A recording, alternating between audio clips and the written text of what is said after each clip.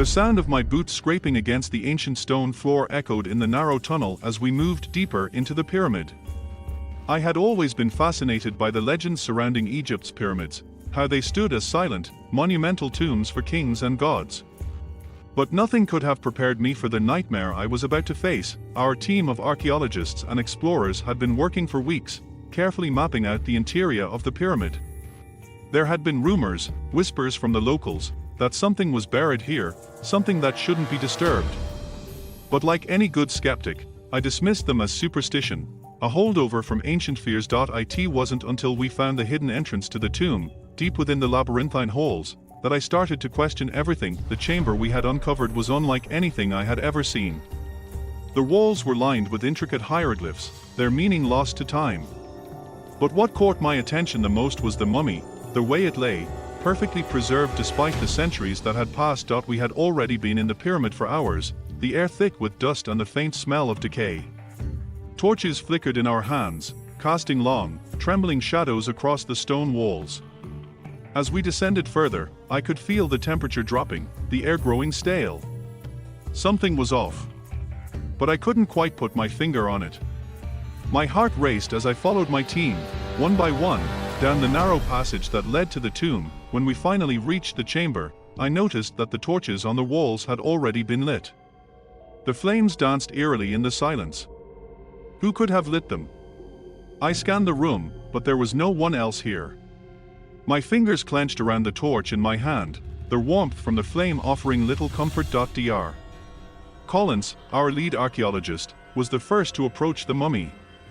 He was an older man, graying at the temples, but his enthusiasm for his work was unwavering. "This is incredible," he murmured, kneeling beside the sarcophagus. "This may be the tomb of a forgotten pharaoh. We have to proceed carefully, document everything." I nodded, but a nagging feeling of dread settled in my gut. I couldn't shake the feeling that we weren't supposed to be here, that we were trespassing on something far older and more dangerous than we could comprehend. As Dr. Collins lifted the lid of the sarcophagus, I heard a low, guttural sound from behind us. It was faint at first, barely perceptible over the crackling of the torches. But then it grew louder, closer. My pulse quickened. My eyes darted around the room, searching for the source of the noise. But there was nothing. No movement. Just the eerie flicker of flames. Did anyone else hear that? I asked, my voice low and shaky. The others looked at me, confused. "What are you talking about?" Tom, the young graduate student, asked. He was one of the more skeptical members of the team, always dismissing anything that couldn't be explained by science. "I heard something," I insisted, but before anyone could respond, Dr. Collins spoke up. "Focus, everyone. We're about to make history." His words should have reassured me, but instead, they felt hollow. The air grew colder as the seconds ticked by, a chill creeping down my spine. Something was wrong, and then, it happened. The mummy stirred. I swear to God, I saw its hand twitch. It was subtle at first, like a trick of the light. But there was no mistaking it. The dead had come to life. "Did you see that?" I gasped, stepping backward, but Dr. Collins was already reaching out, his hand trembling as he carefully removed the lid of the sarcophagus. "No. This can't be real," he muttered under his breath, and that's when I heard it again, the sound, low and guttural, almost like breathing. But it wasn't the mummy that was moving. It was something behind it, something hidden in the shadows. I turned, my eyes scanning the dark corners of the tomb. For the first time, I noticed the markings on the walls, symbols I hadn't seen before. They weren't hieroglyphs. They were something else. A creaking noise echoed from the far end of the room, and I turned just in time to see it. A figure, tall and unnaturally thin, emerging from the darkness. Its eyes were glowing, a sickly green that pierced the gloom like a predator hunting in the night. It wasn't human. I don't know what it was, but it was moving toward us. Panic set in. I backed away, but my legs felt heavy, as if the very air in the room had thickened. The figure advanced, its movements jerky and unnatural, like a puppet being controlled by some invisible force. "Run!" I screamed, but no one moved. They were frozen, paralyzed by fear. It was as if time had slowed down, and we were all trapped in a nightmare. The creature let out a low, growling noise, and then it spoke. Its voice was distorted, a rasping whisper that scraped against my eardrums. "You shouldn't have come here." I don't know how I found the strength to move, but I bolted toward the entrance, pulling Tom along with me.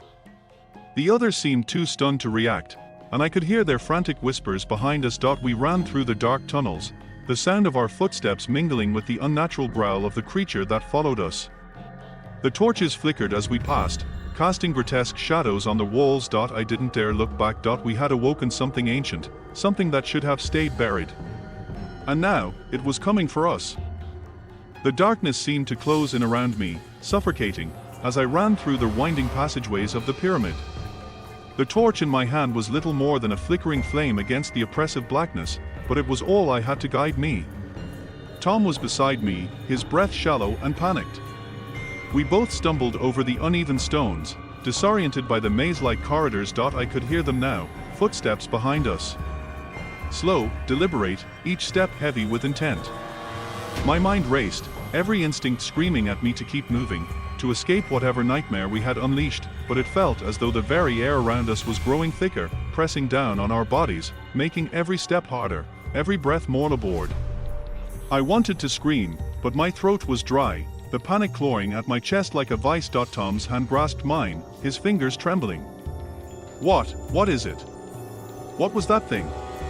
His voice was barely a whisper, fear staining every syllable. "I don't know," I replied, my voice hoarse. "But it's real. It's not human." We rounded another corner, but the passageway seemed to stretch endlessly before us. I turned, looking for the source of the sound.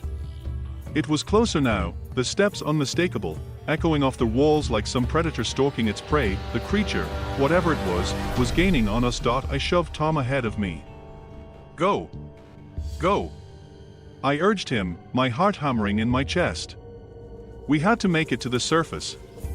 We had to warn the others, but as I pushed forward, I realized something terrible. The entrance, the way we had come in, was too far behind. We had gone deeper into the pyramid than I had realized. The passageways, once filled with promise of discovery, now felt like a tomb, a never-ending spiral into the earth. And then, just as I thought we had a moment's reprieve, I heard it. The unmistakable sound of claws scraping against stone. It was there. The creature was right behind us. I turned, heart sinking. The faint green glow of its eyes pierced the darkness. It wasn't running, it didn't need to. It was toying with us, enjoying the terror in our eyes. It stepped forward, and I could hear its breath, grating, like gravel being crushed beneath a boot. My stomach churned, the smell of decay and rot filling the air. I could see the thing more clearly now, its skin, a sickly gray, stretched tight over bone. Its limbs were unnaturally long, its joints bent in ways that made no sense. And its face. God, its face. It was a grotesque mask of ancient, withered flesh, its mouth too wide, twisted in a perpetual grimace. And the eyes, those glowing green eyes, they were the only thing alive about it. Run! I screamed again, shoving Tom ahead of me, but my voice was drowned out by the creature's awful, raspy laugh. It sounded like it had been buried alive for centuries, its voice a dissonant chorus of pain and fury. We scrambled forward, our legs trembling beneath us, but it was no use. The thing was faster than I could have imagined. It lunged, a blur of motion, and I felt the cold grip of its hand on my shoulder, its fingers like iron, digging into my flesh. I gasped, the pain shooting through me like electricity, and before I could react, it yanked me back, pulling me toward its twisted form. "No!" I shouted, my hands scrabbling at the stone floor, but it was no use. I could feel the warmth of my torch guttering out as I was dragged into the darkness. I could hear Tom's screams ahead of me, his voice rising in terror as the creature's low growl filled the space between us. But then, everything went quiet. I was alone. I don't know how long I lay there, my body crumpled on the cold stone floor, but when I opened my eyes again, the creature was gone. My chest heaved with ragged breaths, and for a moment, I dared to believe it was over.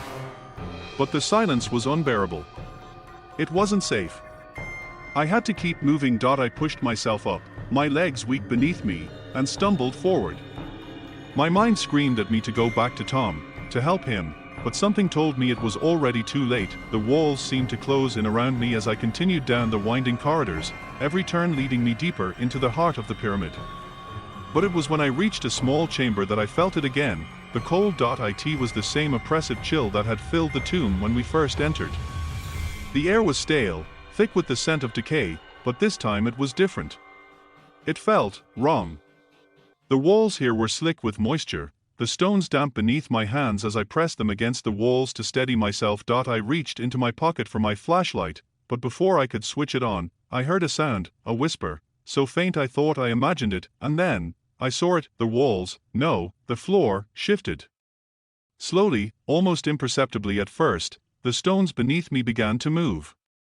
The ground trembled, a low vibration that resonated deep in my chest, and then a terrible creaking sound split the silence. The floor began to open, the pit was too deep to see, the shadows consuming everything below.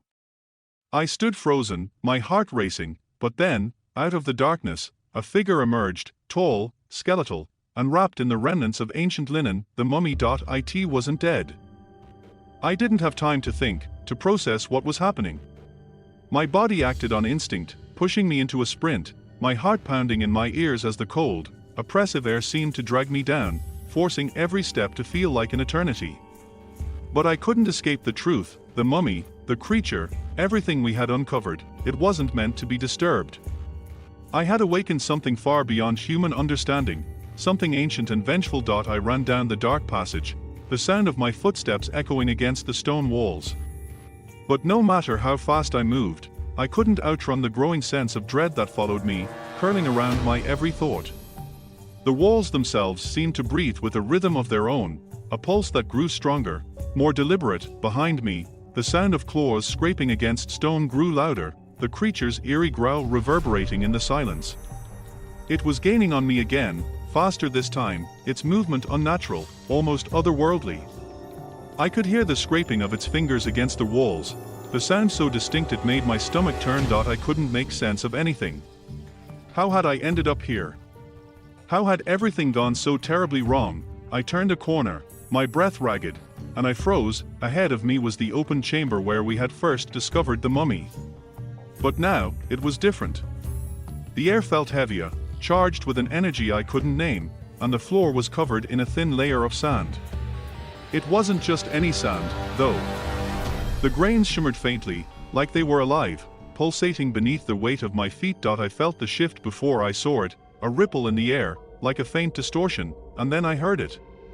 The whisper. It was soft at first, barely a breath, but it grew louder, more distinct. Come closer. The voice was ancient, its tone raspy and dripping with malice. My blood ran cold, but I couldn't move. My body refused to obey. Out of the corner of my eye, I saw movement. A shadow, long and thin, stretching across the sand-covered floor. It was the creature. It was standing behind me, its glowing eyes fixed on my trembling form, its mouth curled in a silent sneer, and then, I saw it, an object in the sand. A golden amulet, half buried beneath the sand. It glimmered in the flickering torchlight, a symbol of power, ancient and forgotten. The mummy, too, seemed to notice the amulet. It stepped forward, its movement slow and deliberate. As it approached, the air around us thickened, the temperature dropping even further, until I could see my breath condense in front of me. But it wasn't the mummy that I feared now. It was the thing it had been guarding, the creature that had risen from the depths of the pyramid. The mummy was just a vessel, a shell, a decoy. The true terror had always been the thing behind it. I took a step back, my heart pounding in my chest. My eyes darted around the chamber, looking for any sign of an escape. The narrow tunnel leading back to the surface was too far. There was no way out. I could feel the weight of the creature's gaze on me, its eyes boring into my soul. And then, just as I thought I couldn't bear it anymore, the mummy reached out, its hand moving in slow motion toward the amulet. Its fingers brushed against the sand, and as it touched the golden object, the entire pyramid seemed to shake. The walls groaned under the pressure, and the ground cracked open beneath me. A deep, earth-shattering roar echoed through the chamber, shaking the very foundation of the pyramid. The creature's voice filled the space, louder now, twisted and full of rage. No one should have come here. The sand beneath my feet began to shift violently, as if alive, pulling me down into the earth itself. I could feel the ground giving way, and I knew, deep down, that this was the end. There was no escape. The pyramid was collapsing, and with it, the monster that had risen to claim everything. The mummy's hand was still stretched out toward the amulet, its fingers trembling, but it wasn't fast enough. The ground shook again, and suddenly, the chamber was bathed in a blinding light, and then, everything went dark. I woke to the sound of silence. The ground was still, the air still thick with the smell of decay, but I was no longer inside the pyramid.